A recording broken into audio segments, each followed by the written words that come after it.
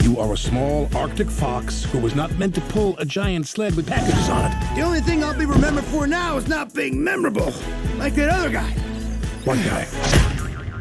Exactly. So, who's gonna be a good boy? Who's gonna be top down? Hey, Swifty. Please deliver this package for me. Are you sure about this? What's the worst that could happen? Are you crazy? Crazy like a fox. On November 1st.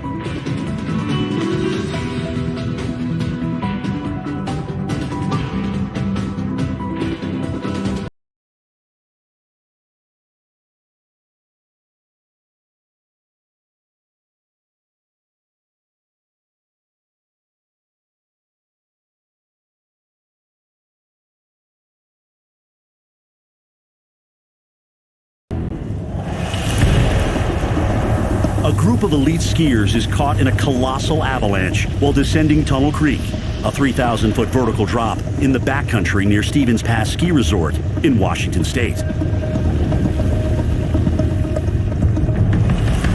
And I saw this plume of smoke. What the heck? It's snow moving coming through here. It immediately clicked. An avalanche is happening. You need to pull the trigger on your airbag backpack. Elise is wearing a device that inflates and floats the skier to the surface of an avalanche. She pulls the cord just in time. A couple seconds later, I was being pummeled so hard. The forces were so incredible. You feel like you're just shoved into a washing machine. And you lose complete sense of what is up or down. There was no oxygen. I had no breath. You just feel completely powerless. Even though Elise has deployed her airbag, she is completely buried except for her arms and face. Once the avalanche came to a stop, it immediately cemented around me and became concrete. As an avalanche moves through terrain, it heats up the snow, so that causes some melt. And then once the snow slows to a stop, it refreezes into a relatively solid mass. It is like being in a block of ice. I remember trying to dig the snow off my chest. I was trying to get the snow off around my head so I could just kind of sit up, but I couldn't. It was, oh my God, this is how I'm gonna die. But I realized you're not dead, so let's do what we can to stay alive. With that in mind, I tried to just conserve my breath and energy and go with it, not fight it. Back at the resort, the word was starting to filter to the ski patrol that something had happened out of bounds in Tunnel Creek. I went back to the director cabin and they let me know that there was a possible avalanche in Tunnel Creek. Anne's boyfriend, Chris Rudolph, is the marketing director at the resort and led the group of skiers out to Tunnel Creek earlier that morning. And every local knows all too well Tunnel Creek's history of deadly avalanches, including the one back in 1910 that killed 96 people.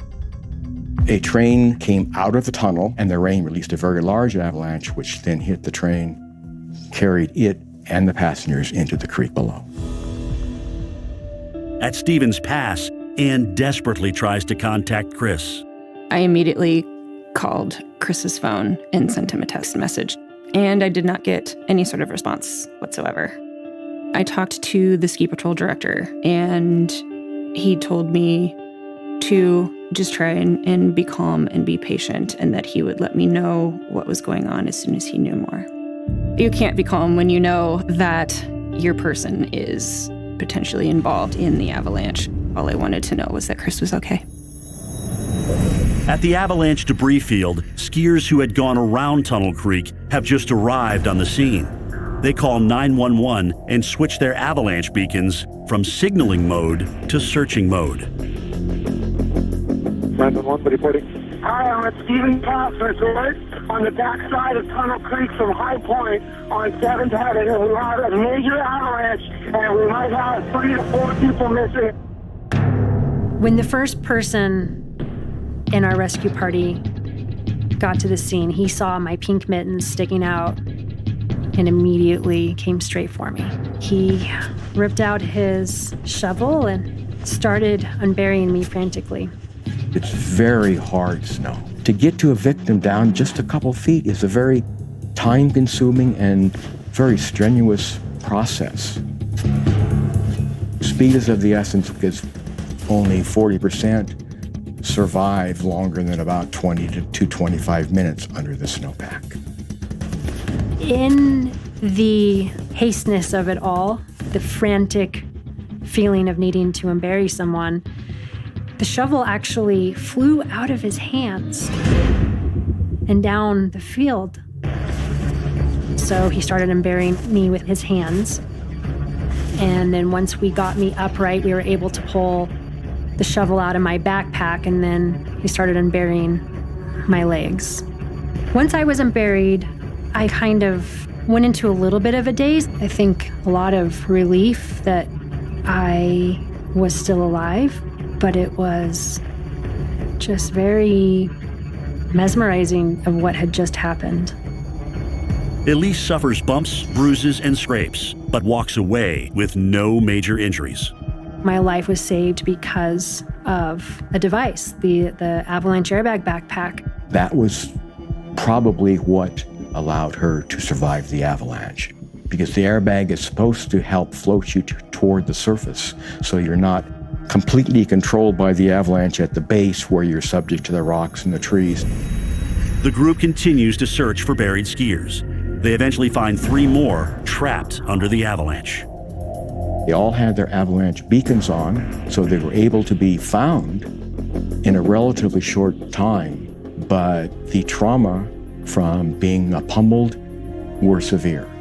I remember hearing the call over the radio. It was the police dispatcher talking to the rescue crews, started using the words buried and then CPR.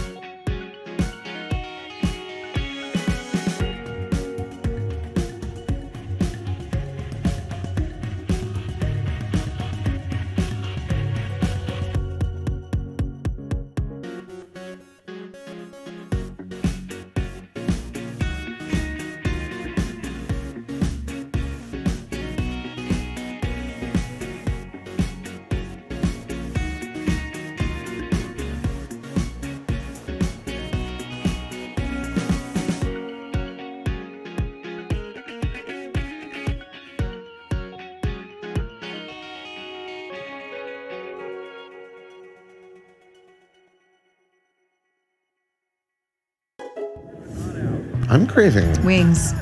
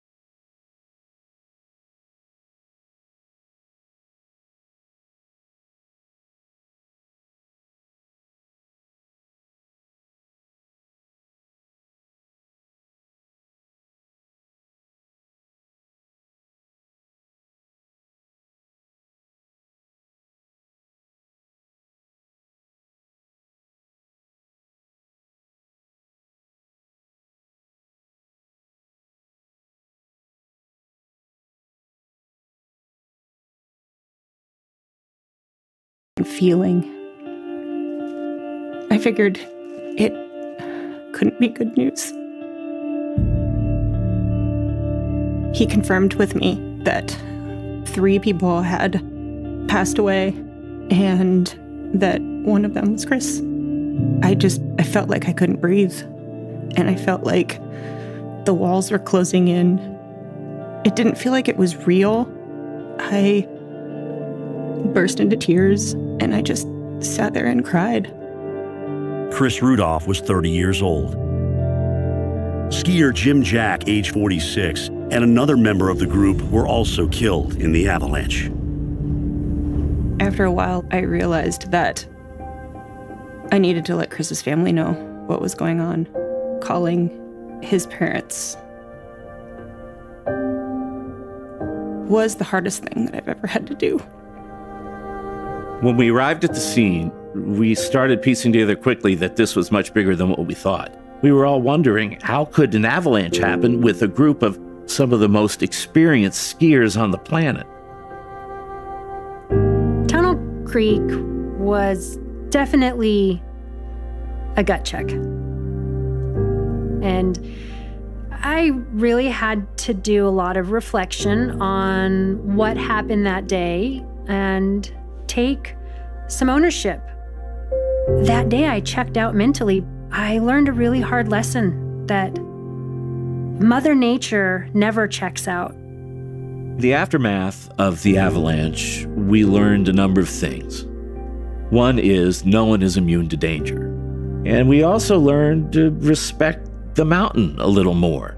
It had been a long time before anybody died there. And the hope was to keep it a long time before the next person does. Elise also becomes determined to use her experience to teach others about the dangers of avalanches. Even if you don't go and ski in the backcountry, it's really smart to be checking the avalanche forecast on a regular basis. The snowpack is constantly evolving and changing, and we need to keep up on that. And it's something that we really have to tune our brains into if we want to stay safe.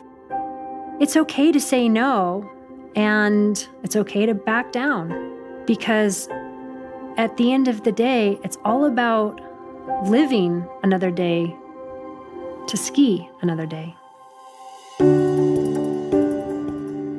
Ann Hesberg eventually left her role at Stevens Pass, but continues to ski the resort to this day. She moved into a new home in the area and now works for an environmental consulting firm.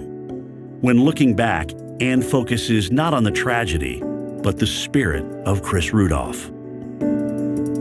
He had this zest for life. He had this innate sense of creating these deep and dynamic relationships with people and made everybody feel important when they were around him. Coming up, a mile-wide tornado annihilates a small town in the mountains. It was almost like it was a great big Lion King roar. I thought that it was just going to rip the whole building apart. I did feel like we wasn't going to make it.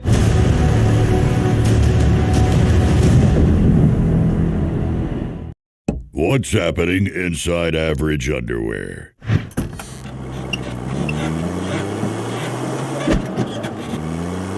What's happening inside Duluth Bullpen Underwear?